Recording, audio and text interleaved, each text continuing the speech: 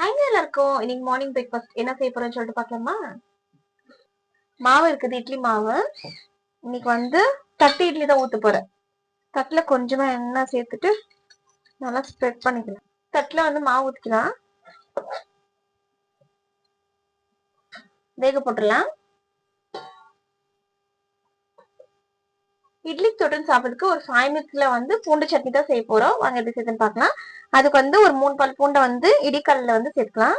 இது நல்லா தட்டிக்கலாம். தட்டி வச்ச பூண்டுல வந்து கொஞ்சமா வந்து சில்லி பவுடர் சேர்த்துக்கலாம். இது கூட தேவையான உப்பு, கொஞ்சமா எண்ணெய் சேர்த்துக்கலாம். நான் வந்து கடலை எண்ணெய் தான் எடுத்திருக்கேன்.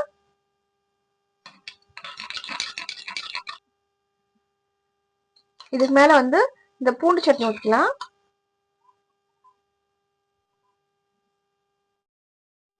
சூப்பரான தட்டி இட்லி ரெடி ஆயிடுச்சு. சாப்பிட்டு பார்க்கலாம்.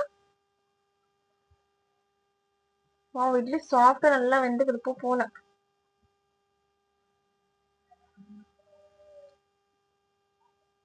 செம சூப்பரா இருக்குது. தட்டி இட்லிக்கும் அந்த பூண்டு சட்னிக்கும். இந்த வீடியோ உங்களுக்கு பிடிச்சிருந்தா லைக் பண்ணுங்க, சேனல் சப்ஸ்கிரைப் பண்ணுங்க. பாய்.